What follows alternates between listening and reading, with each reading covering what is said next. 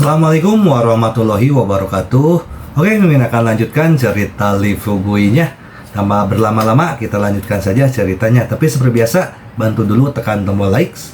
Terima kasih Tuan dan Nona. Gas.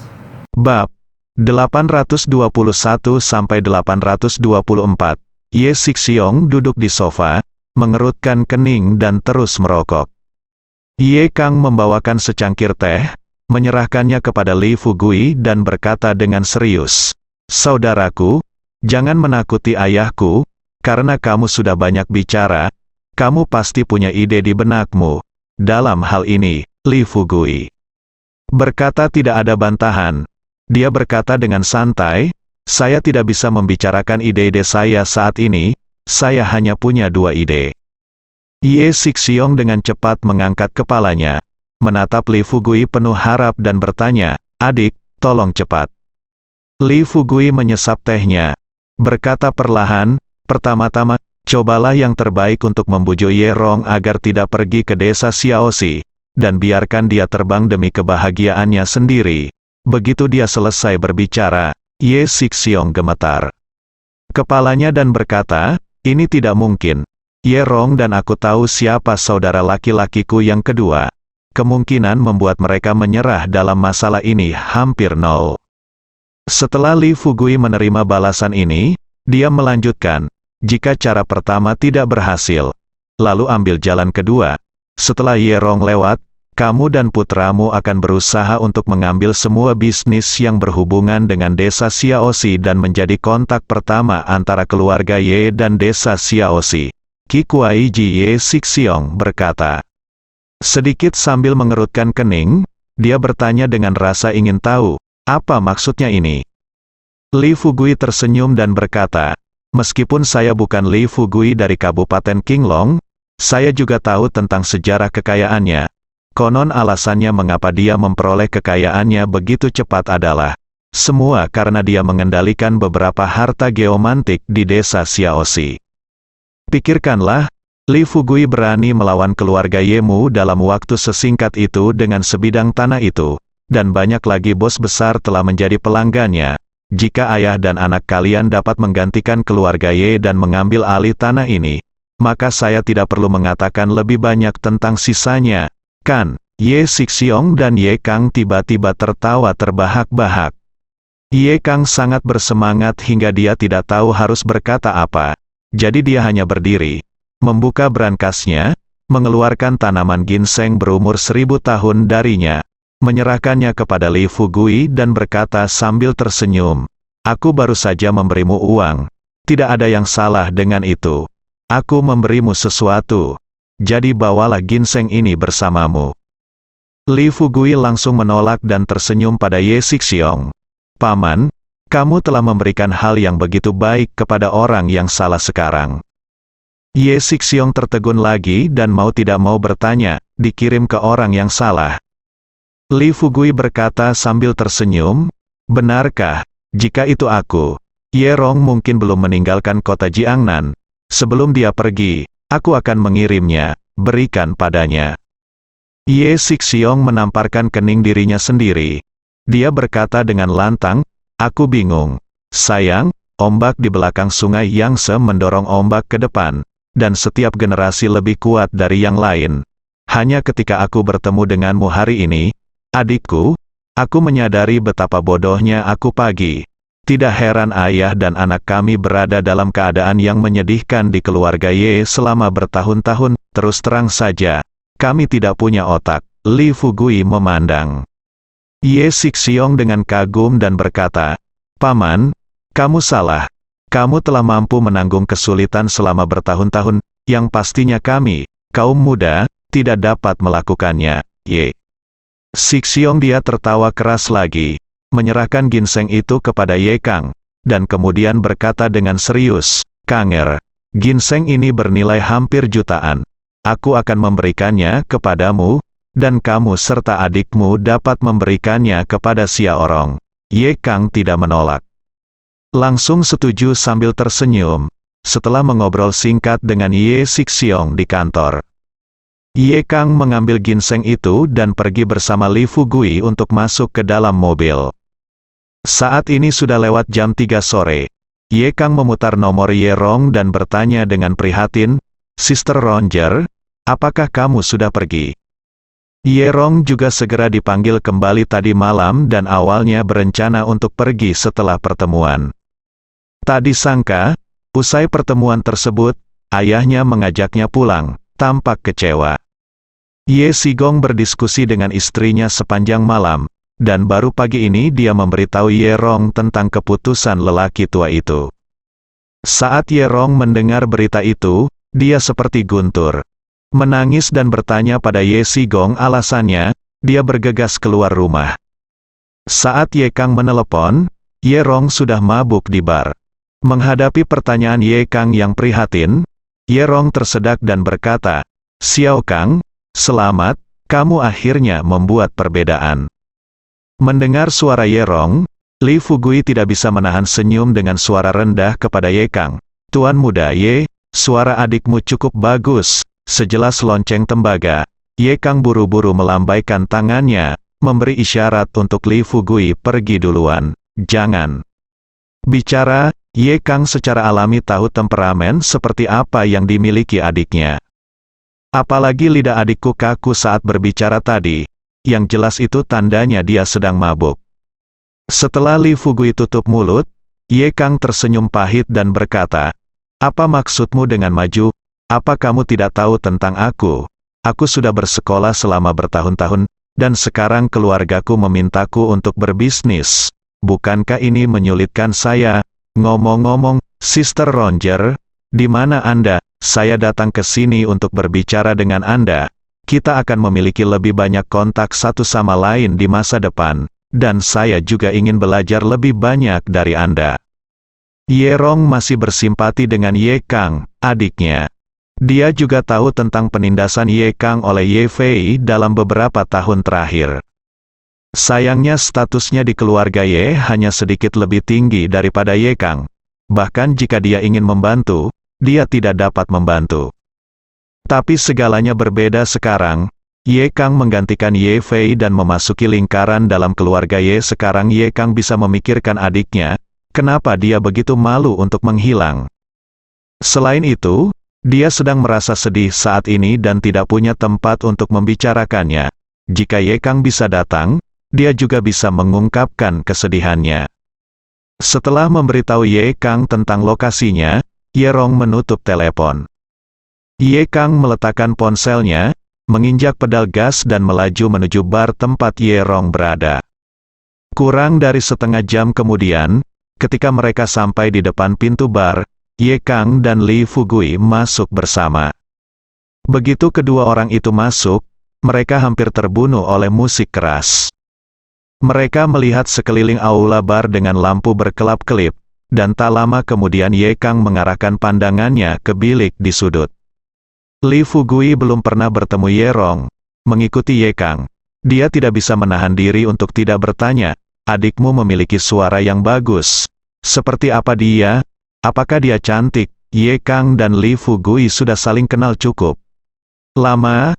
Dia tidak menyangka Li Fugui masih menjadi orang seperti itu. Tapi coba pikirkan, ini tidak buruk. Jika terjadi sesuatu antara Li Fugui dan saudara perempuannya, maka mereka akan menjadi satu keluarga mulai sekarang. Dengan dukungan Li Fugui, bukankah lebih mudah baginya untuk menjadi kepala keluarga? "Saudaraku, jangan cemas. Kamu akan tahu kapan aku bertemu denganmu nanti." Saat dia berbicara, Li Fugui dan Ye Kang sudah tiba di depan Ye Rong. Begitu mereka berdua berdiri diam, Ye Kang tersenyum dan memperkenalkan Li Fugui. "Saudaraku, ini adikku Ye Rong." Li Fugui memandangi wanita yang duduk di sofa di depannya, yang mengenakan lampu rompi biru.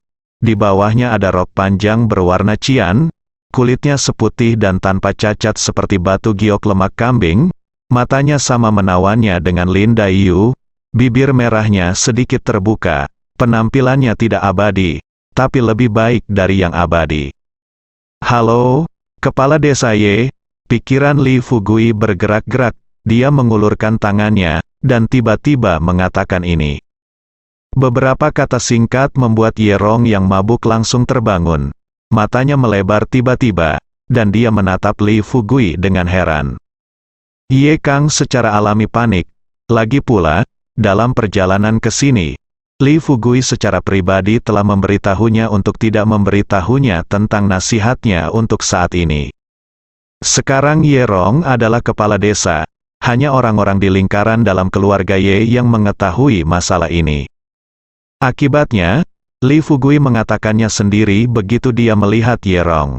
Adapun Li Fugui, setelah melihat ekspresi Ye Rong dan Ye Kang, dia ingin melontarkan dua mulut besar padanya. Ketika dia melihat seorang wanita cantik, dia kehilangan kesabaran. Untungnya, dia bisa mengatasi masalah ini. Jika ada masalah lain, apa yang akan terjadi? Ye Rong dan Ye Kang kaget. Otak Li Fugui bekerja dengan cepat, dan dia memegang jari ramping Ye Rong dan berkata sambil tersenyum, "Saya mendengar dari Tuan Gao bahwa keluarga Ye akan mengirim seorang wanita cantik ke desa Xiaoxi untuk menjadi kepala desa. Saat itu, saya penasaran betapa cantiknya dia. Seorang gadis bisa disebut cantik dalam kata-kata Tuan Gao. Saat kita bertemu hari ini, dia sungguh cantik dan harum, dan dia akan memikat negara." Ketika Li Fugui mengucapkan kata-kata ini, Ye Kang akhirnya melepaskan hatinya yang menggantung. Paling tidak, Li Fugui melindungi dirinya agar tidak membiarkan Ye Rong memberitahu para tetua keluarga ketika dia kembali ke rumah. Dia telah mengungkapkan keputusan yang dibuat oleh lingkaran dalam keluarga Ye kepada orang luar. Adapun Ye Rong, dia merasa jauh lebih santai. Bagaimanapun, dia sudah bertemu Bai Lin, dan meskipun Bai Lin adalah kepala desa, dia juga anggota perusahaan farmasi desa Xiaoxi. Sekarang dia akan menggantikan Bai Lin sebagai kepala desa di desa Xiaoxi. Bai Lin pasti akan memberitahukan kabar tersebut kepada Gao Yunru, presiden perusahaan farmasi. Namun, yang membuat Ye Rong penasaran adalah bagaimana anak laki-laki di depannya mengenal Gao Yunru. Dan Gao Yunru akan memberitahu anak ini hal-hal rahasia seperti itu. Bagaimanapun, dia adalah wanita dari keluarga besar, jadi dia tidak mudah terpengaruh oleh emosi ketika mempertimbangkan sesuatu. Setelah Ye Rong berangsur-angsur tenang, dia mengeluarkan jari-jari rampingnya dari telapak tangan Li Fugui dan berkata sambil tersenyum, "Tuan, siapa kamu?" Menghadapi pertanyaan itu, Ye Kang terkekeh sebelum Li Fugui dapat berbicara. Berkata, "Saudari Rong, kamu mungkin tidak percaya ketika aku memberitahumu bahwa teman sekelasku memiliki nama yang sama dengan Tuan Li dari Kabupaten Qinglong." Ye Rong tampak terkejut dan berkata, "Namamu juga Li Fugui. Bisakah Ye Rong pergi ke sekolah dasar? Sebagai kepala desa Sichun, dia pasti sudah mengumpulkan cukup informasi tentang desa Xiaoxi sebelumnya. Ada begitu banyak orang di desa, dan siapakah karakter yang paling kuat saat ini? Dia telah menghafal semua informasi ini." Adapun Li Fugui, orang terkaya saat ini di desa Xiaoxi, dia bahkan bisa menyebutkan beberapa tahi lalat di wajahnya. Oleh karena itu, melihat anak laki-laki muda dan tampan di depannya, Ye Rong sekilas menyimpulkan bahwa anak laki-laki di depannya kemungkinan besar memiliki nama yang sama dengan Li Fugui.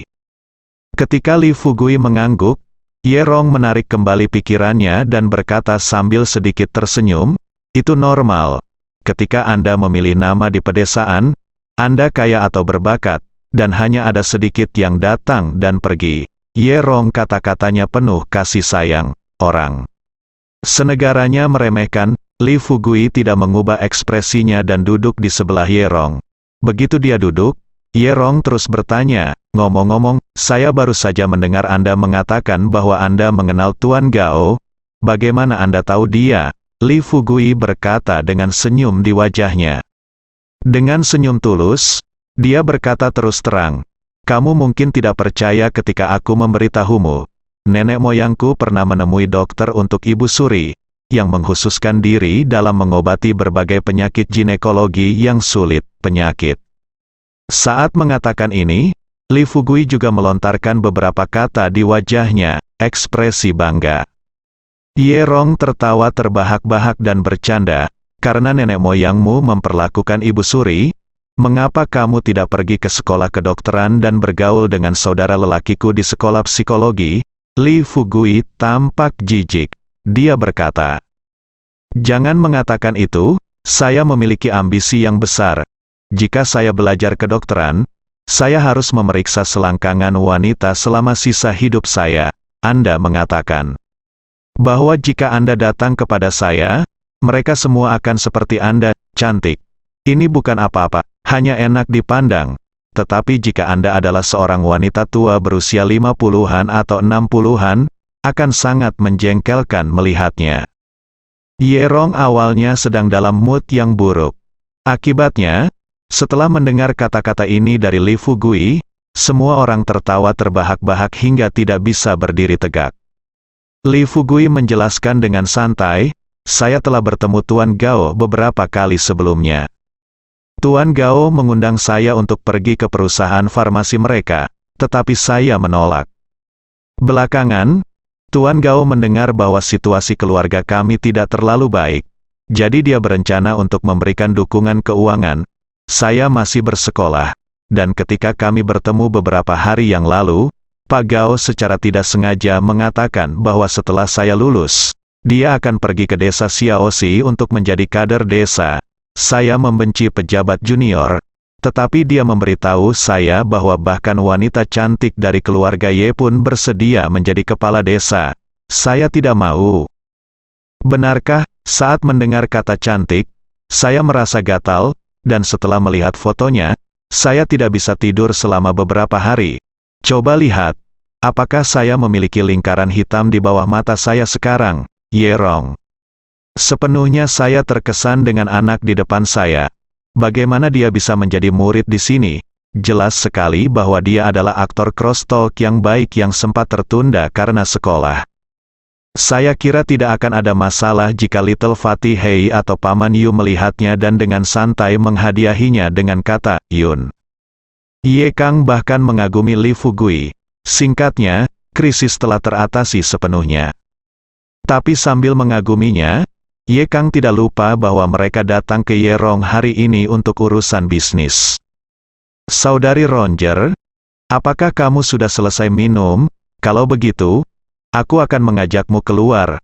Aku membawakanmu sesuatu yang enak di dalam mobil." Ye Rong mengangkat kepalanya, menatap Ye Kang dan bertanya dengan rasa ingin tahu, "Barang bagus apa?" Kang tampak bertanya secara misterius, "Apakah kamu masih ingat ginseng berumur 1000 tahun yang diberikan paman kelimaku kepada ayahku untuk ulang tahunnya?" Ye Rong mengangguk dan berkata, "Ya, aku punya kesan. Ada apa?" Kata Kang dengan bersemangat, "Ayahku memintaku untuk membawakan ginseng ini untukmu hari ini." Ye Rong tidak menunjukkan kegembiraan yang diharapkan Ye Kang, tetapi malah memiliki sedikit senyum di bibirnya. Dia mengucapkan terima kasih, lalu mengambil gelas anggur, tersenyum pada Ye Kang dan Li Fugui dan berkata, "Minum dulu." Terlihat bahwa setelah Ye Rong perlahan-lahan tenang, dia sekali lagi memikirkan masalahnya.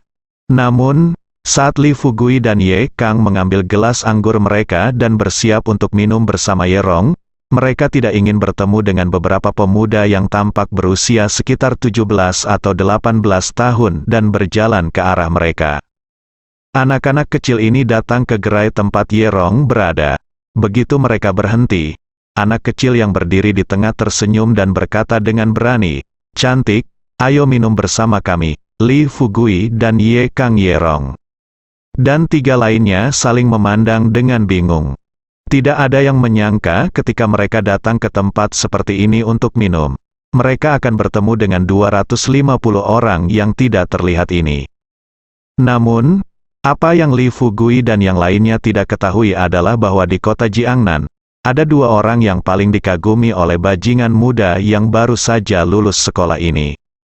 Salah satunya adalah Li Fugui, yang akhir-akhir ini menjadi populer di seluruh dunia. Namun mereka hanya mendengar nama Li Fugui tetapi belum pernah bertemu dengannya, sehingga mereka mengesampingkannya untuk sementara. Yang lainnya adalah Ye Fei, yang sangat berkuasa di Jiangnan. Mereka sering memperhatikan orang ini, dan secara alami mereka mengenalnya ketika bertemu dengannya. Adapun anggota keluarga Ye lainnya, mereka tentu saja tidak akan menganggapnya serius.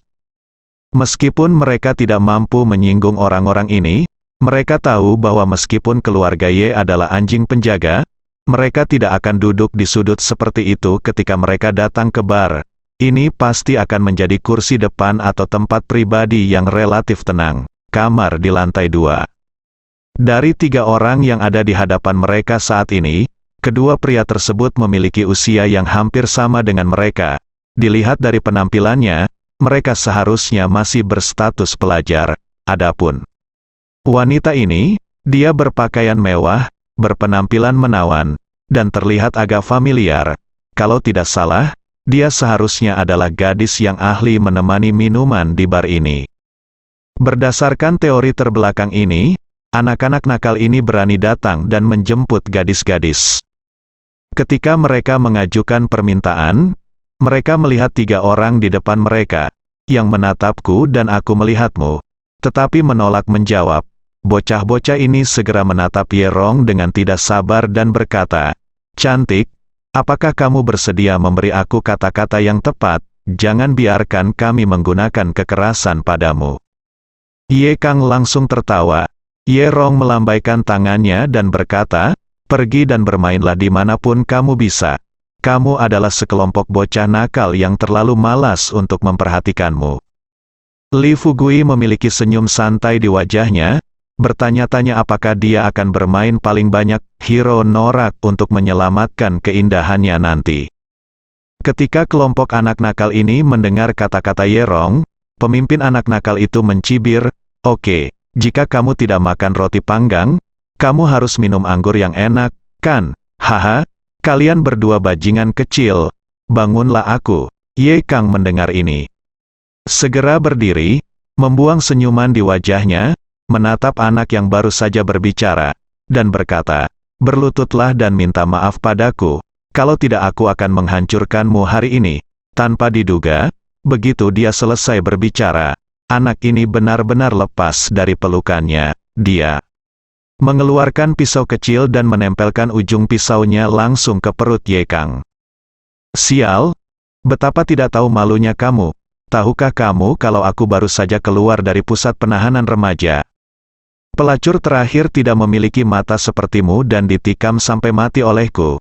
Ye Kang merasa sedikit panik, untung dia adalah keturunan keluarga Ye. Tapi dia sudah bersekolah sejak kecil, dan dia selalu ditemani oleh anjing. Biasanya jika hal ini terjadi, anjing di sebelahnya akan selalu bergegas untuk melindungi keselamatannya. Tapi sekarang, anjing itu tidak bersamaku. Dengan sedikit kemampuan bela diri saya sebagai kucing berkaki 3, saya masih jauh dari mampu menampilkan adegan meraih pedang dengan tangan kosong. Tepat ketika Ye Kang merasa tidak nyaman, Li Fugui mengeluarkan kartu bank emas yang diberikan Ye Sixiong dari saku celananya. Setelah menggoyangkannya di depan orang-orang muda ini, Li Fugui tersenyum dan berkata kepada mereka, "Keluar dan main-main." "Ya, saya pikir lebih baik Anda meminta uang." "Baiklah, saya akan pergi ke bank sekarang dengan kartu saya, dan saya akan memberikan semua uang yang dapat saya tarik hari ini. Bagaimana menurut Anda?" Beberapa kaum muda masih tidak bisa menahan godaan uang. Setelah beberapa diskusi singkat, pria yang memimpin mengambil kembali belatinya dan berkata sambil tersenyum, "Kalau begitu aku akan membiarkanmu membelanjakan uangnya, saudara." Begitu pria itu selesai berbicara, Li Fugui bergegas maju dan menjatuhkan anak-anak nakal ini ke tanah dengan 3 pukulan dan 2 tendangan. Keamanan bar dengan cepat berkumpul. Manajer bar juga ikut bersamanya. Tidak ada orang lain yang mengenal Ye Rong, tapi manajer bar pernah bertemu dengannya sebelumnya. Melihat Ye Rong menemui hal seperti itu di tempat mereka, manajer itu gemetar dan berlutut di tanah untuk meminta maaf kepada Ye Rong. Ye Rong berdiri dan berkata dengan nada meremehkan, "Kami akan mengurusnya dan memberi mereka sejumlah biaya pengobatan. Setelah semuanya selesai, semuanya akan diselesaikan pada saya." saya juga akan mengosongkan kamar pribadi terbesar di lantai 2. Li Fugui mendengarkan kata-kata Ye Rong. Kata-kata ini menegaskan gagasan Ye Rong untuk menjadi kepala desa. Bertindak tegas, jangan panik ketika menghadapi kesulitan, bersikap tenang dan canggih. Yang paling penting adalah, itu indah, mengikuti Ye Rong. Mereka sampai ke kamar pribadi di lantai 2. Tidak beberapa saat kemudian, para pemuda yang baru saja dipukuli datang dengan wajah memar dan lebam. Di bawah arahan manajer, anak-anak ini berlutut dan mulai meminta maaf kepada Ye Rong dengan cara yang menyedihkan. Ye Rong tidak berniat memperhatikan anak-anak bodoh yang tidak tahu bagaimana hidup atau mati. Selain itu, Li Fugui tidak kenal ampun saat dia menyerang barusan, meninju dengan keras hingga ke daging. Sejalan dengan gagasan meninggalkan garis tipis dalam hidup agar kita bisa saling bertemu dengan mudah di kemudian hari. Ye Rong melambaikan tangannya dan berkata sambil tersenyum, "Baiklah, bangunlah. Ingat mulai sekarang, jangan melakukan kekerasan terhadap orang lain. Ada gunung di luar gunung, dan ada orang di luar orang tersebut. Untungnya, teman saya melakukannya tidak membunuhnya. Jika dia melakukannya, dia akan membunuhnya. Apakah kamu pikir kamu masih bisa bertahan?" Bocah kecil ini mengangguk dan membungkukkan rasa terima kasih mereka dengan cepat. Anak kecil yang memimpin dengan tergesa-gesa melangkah ke depan dan menuangkan segelas anggur, menyerahkannya kepada Ye Rong, dan berkata dengan penuh terima kasih, "Kakak, terima kasih atas pengajaranmu.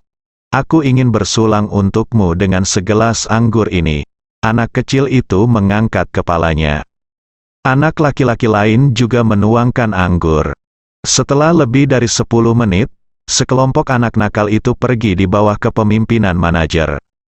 Setelah keheningan kembali ke kamar pribadi, Li Fugui mengambil anggur dan minum bersama Ye Rong dan Ye Kang. Setelah beberapa gelas wine, tubuh saya berangsur-angsur menjadi lebih panas.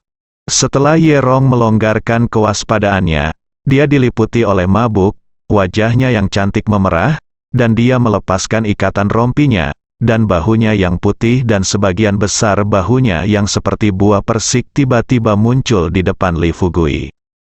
Yang membuat Li Fugui semakin terdiam adalah Ye Kang tidak pandai minum.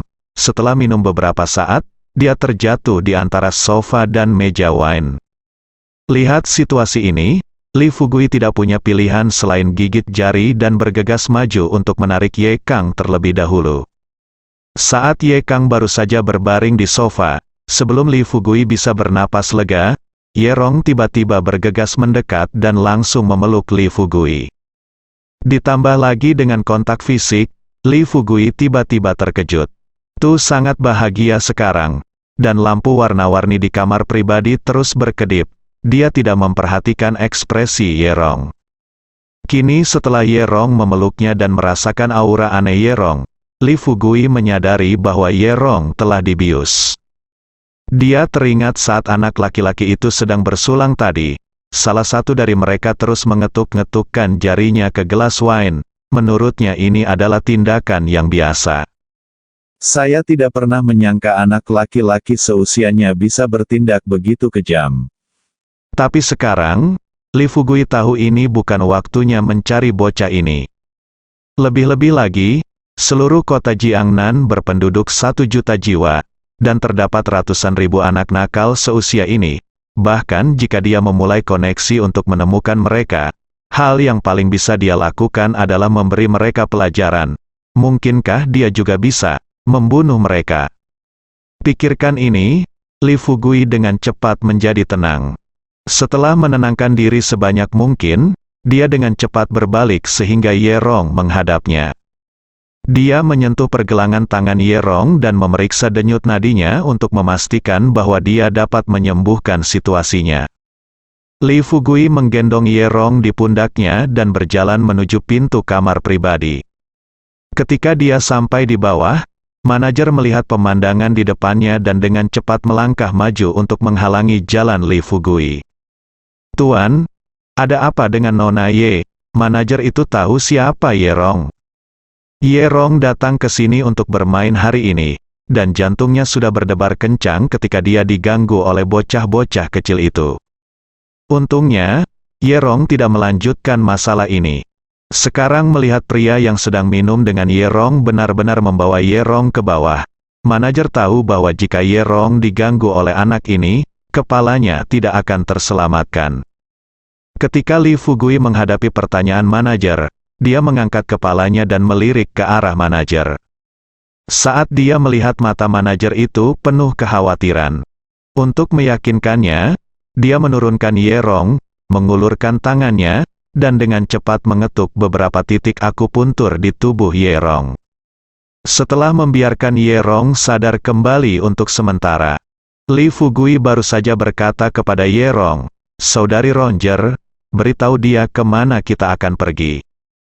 Meskipun Ye Rong sadar kembali, obat-obatan terus mengikis sarafnya. Melihat wajah tampan Li Fugui, memikirkan hal-hal yang diatur oleh keluarganya, dan meratapi ketidakadilan nasib, Ye Rong pun memutuskan untuk mendengarkan perasaannya sendiri dan pergi. Dia menatap manajer itu dengan bingung. Ye Rong tersenyum dan berkata, "Saya pergi bermain dengannya. Apa yang terjadi? Apakah Anda juga ingin? Apakah Anda ingin saya memberitahu Anda di mana kami pergi bermain, manajer?" Melihat ada yang tidak beres dengan Ye Rong, pikiranku berpacu. Beberapa detik kemudian, dia dengan hormat berkata kepada Ye Rong dan Li Fugui, "Baiklah, saya akan mengajak kalian berdua keluar." Dengan itu, manajer mengeluarkan kunci mobilnya. Li Fugui melirik manajer itu. Dia berkata dengan marah, "Saudaraku, tidak bisakah kita menemukan mobil ketika kita keluar? Pergi dan lakukan pekerjaanmu. Jangan khawatir tentang urusan kita." Setelah mengatakan ini, Li Fugui membantu Ye Rong dan segera keluar. Obat ini merupakan obat sintesis kimia. Walaupun Li Fugui tidak dapat menyebutkan namanya, namun ia mengetahui bahwa jika pengobatan yang efektif tidak diperoleh dalam waktu yang singkat, kemungkinan besar akan merusak organ dalam Ye Rong. Jika situasinya serius, Ye Rong akan kehilangan nyawanya. Meskipun situasinya ringan, Ye Rong mungkin tidak dapat memiliki anak sendiri dalam kehidupan ini. Waktu adalah segalanya. Manajer memperhatikan Li Fugui membantu Ye Rong pergi dengan panik. Untuk memastikan Ye Rong tidak mendapat masalah, dia mengikuti kedua pria itu secara diam-diam. Datanglah ke pintu, melihat kedua orang tersebut tidak mengendarai mobil Ye Rong, melainkan berjalan langsung menuju hotel yang tidak jauh dari situ. Ketika kedua orang tersebut memasuki hotel, sang manajer pada dasarnya yakin bahwa Li Fugui yang mendukung Ye Rong bukanlah orang yang baik. Semua orang di keluarga Ye berani bergerak, seperti memasukkan kepala ke dalam mulut buaya. Berdiri di depan pintu, berpikir sejenak, manajer pertama kali memanggil pemilik bar. Ketika bos mendengar hal seperti ini terjadi di bar, dia hampir melompat karena ketakutan. Dia terjatuh ke tanah dan buru-buru mengutuk manajernya, "Kamu bajingan, apakah kamu ingin membunuhku? Jika sesuatu terjadi pada Nona Ye di sini, apakah kita masih akan hidup?" Tentu saja, manajer juga mengetahui hal ini, bertanya dengan cemas. "Bos, menurutmu apa yang harus kita lakukan sekarang? Maksudmu kita abaikan saja?" Bos itu mengutuk, kentut, "Tidak peduli, bisakah kita mengabaikan hal semacam ini? Cepat, cari cepat Ye Sigong, ingat, berhati-hatilah saat mengatakannya." Manajer itu panik, dan tiga kata, Ye Sigong, sudah membuatnya merinding di sekujur tubuhnya. "Bos, di mana saya bisa menemukan Tuan Ye? Saya tidak berani mencarinya." Bos memarahi dengan keras, "Sial, jika Anda tidak pergi. Tidak bisakah saya pergi? Sudah ku bilang, jika kamu tidak menemuinya hari ini, Tuan Ye, aku akan mentransfer bar ini kepadamu sekarang. Jika sesuatu terjadi pada Ye Rong, Tuan Ye akan membuat masalah untukmu. Jangan membuat masalah untukku." Manajer didorong langsung ke lubang api, dan di lubang api ini, dia tidak bisa bertahan hidup tanpa melompat. Setelah menenangkan diri sebanyak mungkin, manajer itu menarik napas dalam-dalam. Menekan kegelisahan di hatinya, dia dengan cepat melaju menuju rumah Ye Sigong. Mari kita bicara tentang Li Fugui. Setelah mengajak Ye Rong membuka kamar, Ye Rong benar-benar bingung begitu dia memasuki kamar. Panas di tubuhnya membuatnya hanya ingin mengenakan baju baru kaisar.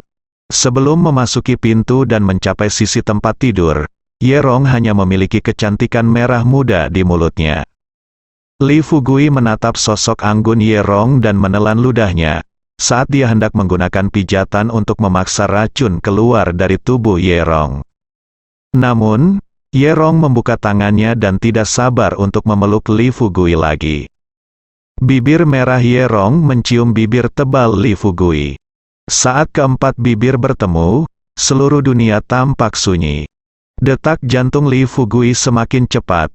Dengan kemauannya yang kuat, dia terus-menerus memperingatkan dirinya sendiri untuk tidak bertindak sembarangan.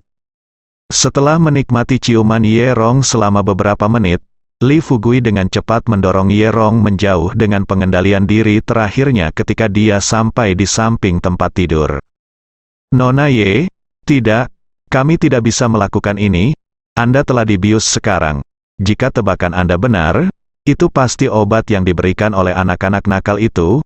Harap tenang dulu dan biarkan saya membantu Anda memijat dan detoksifikasi.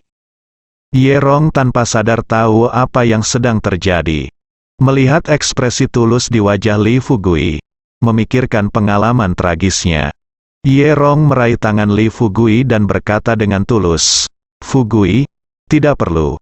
Ayolah, aku belum pernah melakukan apapun untuk diriku sendiri seumur hidupku. Hari ini, aku melakukannya untuk diriku sendiri untuk pertama kalinya. Putuskan sekali, aku akan memberi tubuh ini kepadamu sebelum keluarga kami memberikannya kepada orang lain." Li Fugui tidak pernah menyangka akan mencapai titik ini. Meski dia jatuh cinta pada Ye Rong sejak pertama kali melihat gadis ini.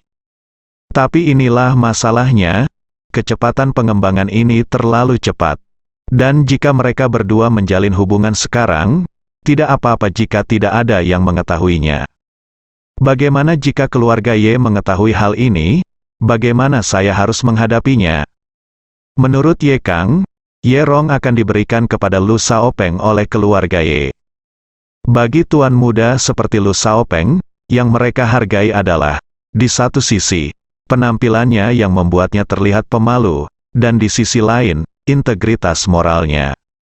Begitu keluarga Ye mengetahuinya, keperawanan Ye Rong diambil olehnya. Haha, lelaki tua dari keluarga Ye mungkin akan marah jika dia mengalami pendarahan otak. Tapi yang tidak diketahui Li Fugui adalah, saat Ye Rong melihatnya untuk pertama kali, dia sudah memikirkan rencananya sendiri. Dia tahu bahwa begitu dia dibawa pergi oleh orang lain untuk pertama kalinya, mustahil bagi keluarga Ye untuk memberikannya kepada Lu Shaopeng. Pada saat itu, dia bisa membuat keputusan sendiri mengenai pernikahannya. Tapi begitu dia berhubungan dengan pemuda kaya seperti Lu Shaopeng, dia ditakdirkan untuk menjadi korban dari upaya keluarga Ye untuk menjilat keluarga Lu sepanjang hidupnya. Ye Rong memandang Li Fugui tanpa bergerak, dengan kepanikan di matanya. Sisa kesadarannya berkata pada dirinya sendiri bahwa ini adalah satu-satunya kesempatannya untuk mengubah takdirnya.